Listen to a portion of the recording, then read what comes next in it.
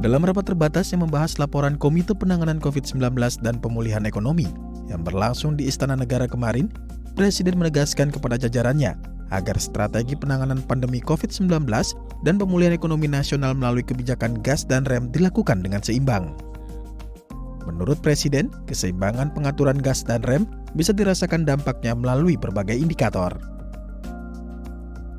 Per 22 November,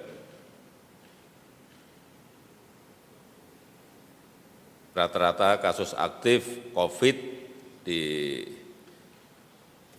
seluruh tanah air ini 12,78%. Rata-rata kasus aktif 12,78%. Angka ini lebih rendah dari rata-rata kasus aktif dunia, yaitu sebesar 28,41%. Ini sudah baik. Kemudian rata-rata kesembuhan trennya juga membaik.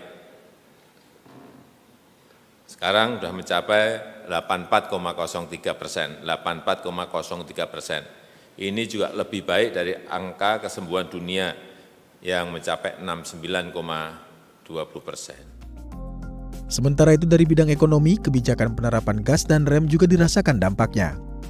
Kepala negara meminta jajarannya untuk dapat terus memperbaiki hal tersebut agar penanganan di bidang kesehatan maupun pemulihan ekonomi dapat terus memberikan hasil yang lebih baik di waktu mendatang.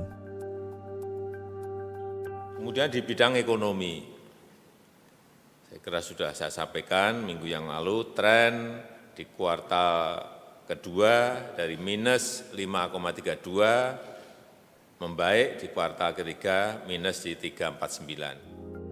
Mengenai perkembangan vaksin COVID-19, Kepala Badan Pengawasan Obat dan Makanan Penny Lukito mengatakan, tahapan uji klinis calon vaksin COVID-19 telah rampung dan dilanjutkan dengan analisis data sebelum akhirnya diberikan izin edar darurat atau Emergency Use Authorization atau EUA.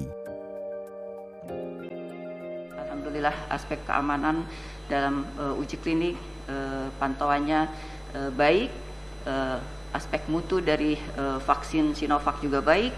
Sekarang kita sedang menunggu proses analisa sehingga nanti aspek keamanan efikasinya bisa kita dapatkan dan kita bisa berikan emergency authorization sehingga vaksinasi bisa dilakukan.